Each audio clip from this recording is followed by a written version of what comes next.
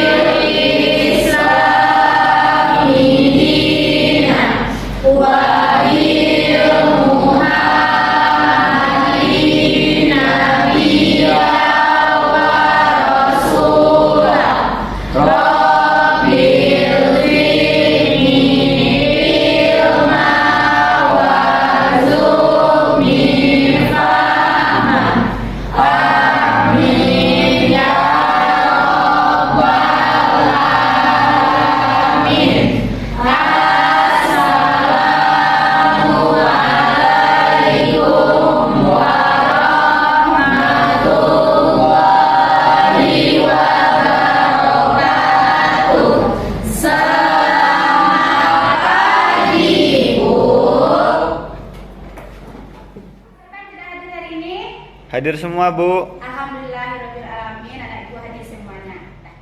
Nah, kabar anak ibu pagi ini?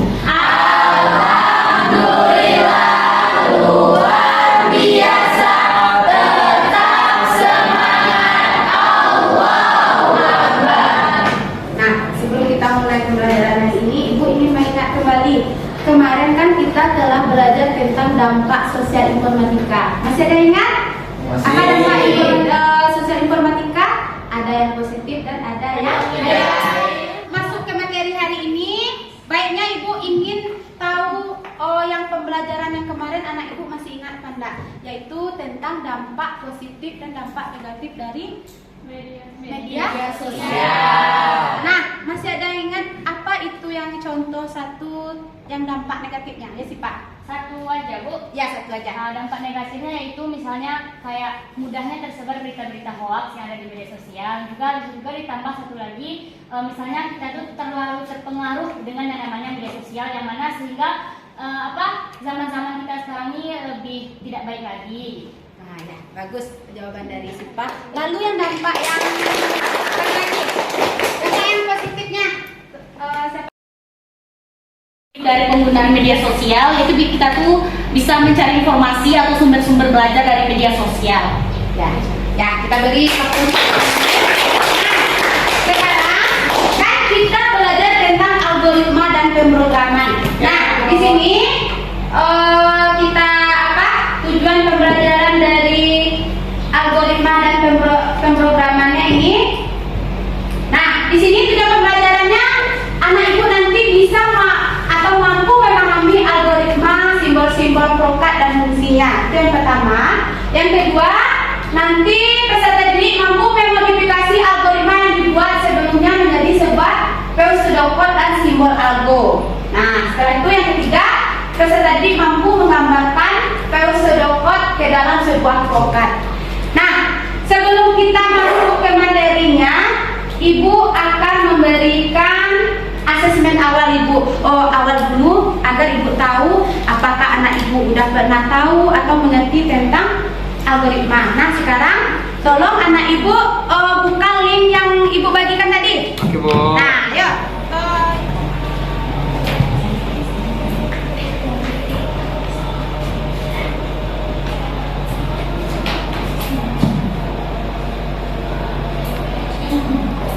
Yoga bisa ya? Bisa, Bu. Tolong diisi dulu. Oke, Bu. Jawabannya ya atau tidak kan? Ya, Bu.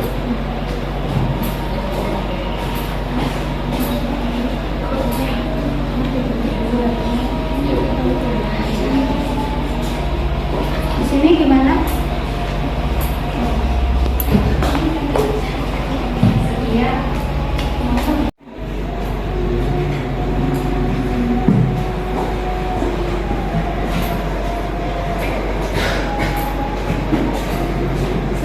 Dari link asesmen awal yang ibu bagi mengerti atau belum tahu itu apa algoritma dan pemrograman. Nah, untuk lebih lanjutnya kita masuk ke materinya ya. Oke, Bu. Kita masuk. Ini dia. Yang pertama.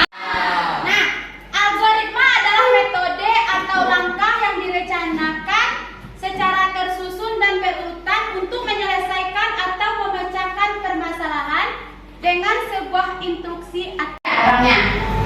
Nah, adalah algoritmi.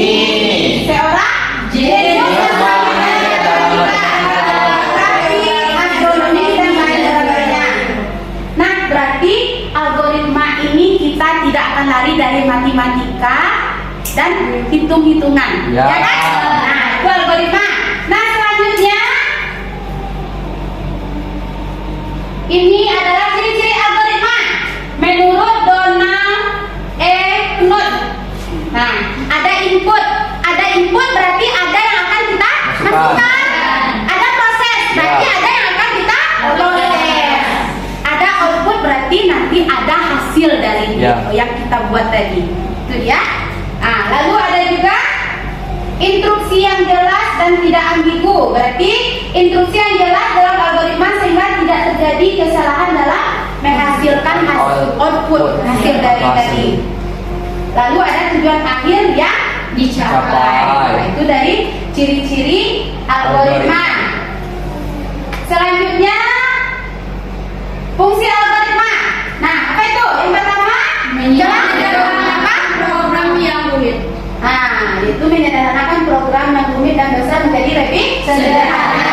Selanjutnya, memudahkan untuk cepat menemukan kesalahan dalam program saat terjadi error. Nah, lalu membantu menyelesaikan permasalahan yang kompleks pada program.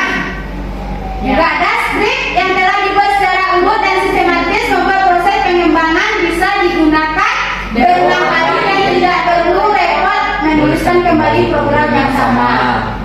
Nah, ada dua pendekatan digunakan dalam algoritma pemrograman untuk memudahkan proses pembuatan program. Nah, selanjutnya ini ada cara menuliskan algo. Nah, di sini cara menuliskan algoritma itu ada 3.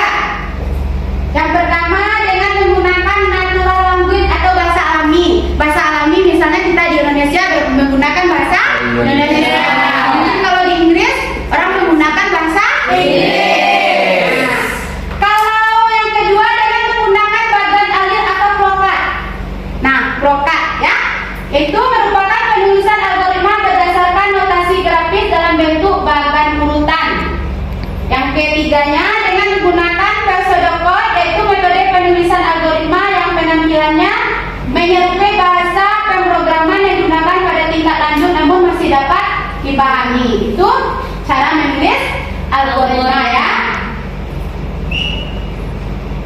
Selanjutnya ada pengertian dari flowchart.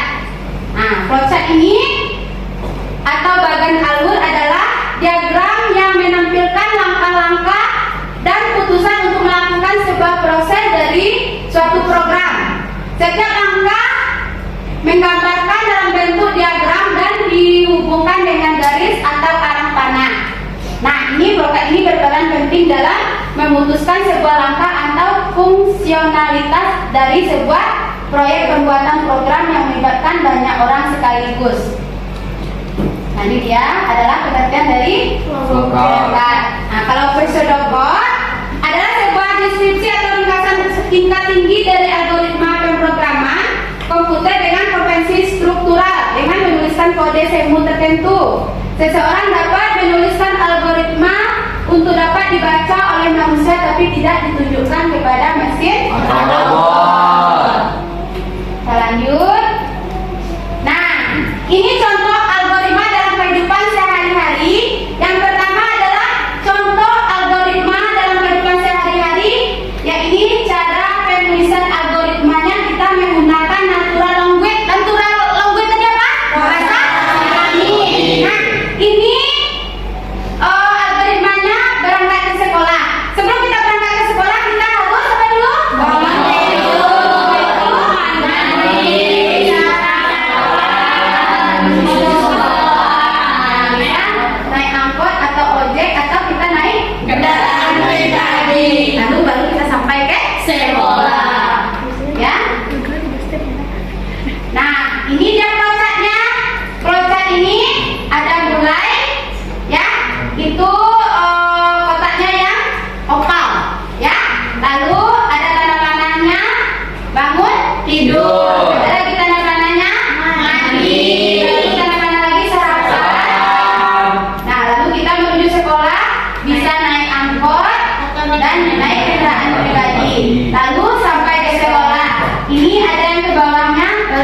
selesai.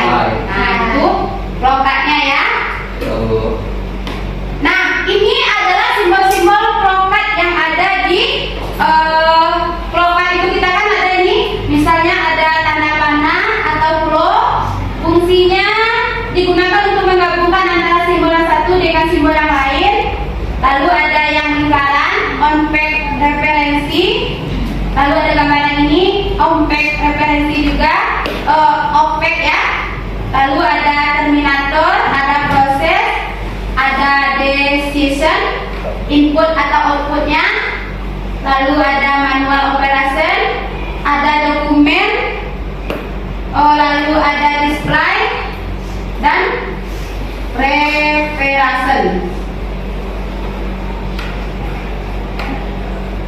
Nah, ini tadi prokat yang kita buat yang berangkat ke sekolah tadi. Nah, di sini Ibu sudah menyampaikan materi tentang algoritma dan pemrograman. Bola tapi awak di pedalaman tadi jijak. Dalam sosial itu. Apa lagi di kota Padang juga? Kok jalan solid. Misalnya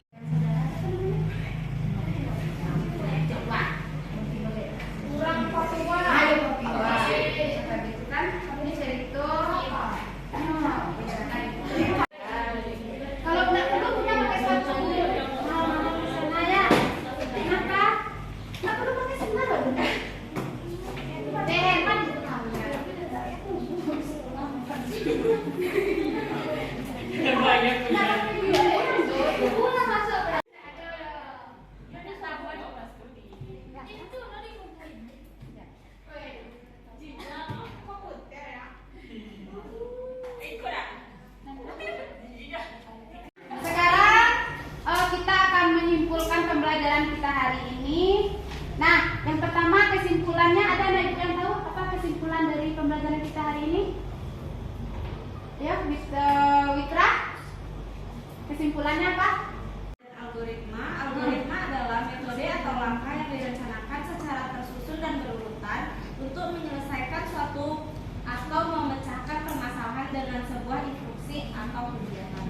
Nah, kelas 4 ciri-ciri dari algoritma tadi apa? Menurut Donald Eknat? Yang pertama adanya input, yang kedua adanya sebuah proses, yang ketiga adanya output, yang keempat adanya instruksi yang jelas dan tidak ambigu, dan yang terakhir yaitu ada tujuan yang akan dicapai. Yang menemukan algoritma tadi siapa? Nadira. Masih ingat Nadira apa siapa penemunya? Jadi penemu algoritma itu adalah Al-Khwarizmi, seorang jenius yang mahir dalam matematika, geografi, dan astronomi. Al-Khwarizmi sebagai tokoh utama pada awal sejarah matematika Arab. Nah, sekarang kita telah menyimpulkan pembelajarannya. Nah, kita sekarang akan merefleksikan pembelajaran kita hari ini. Tolong si Fitri. Ini yaitu Fitri sangat senang di mana pembelajaran ini berjalan dengan lancar dan juga teman-teman mengikuti pembelajaran ini dengan baik dan juga tertib. Terima kasih. Assalamualaikum warahmatullahi wabarakatuh.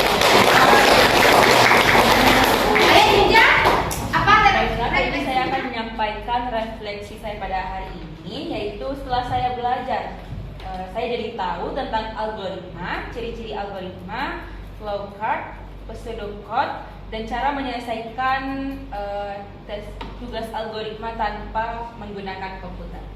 Terima kasih. Assalamualaikum warahmatullahi wabarakatuh.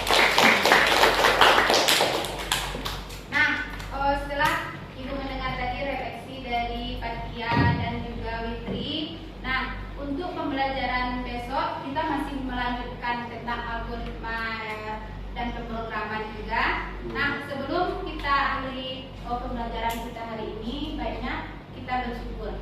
Nah, silakan ya Kak. Ibu. Sebelum kita mengakhiri pembelajaran pada hari ini, ada baiknya kita bersyukur. Bersyukur mulai.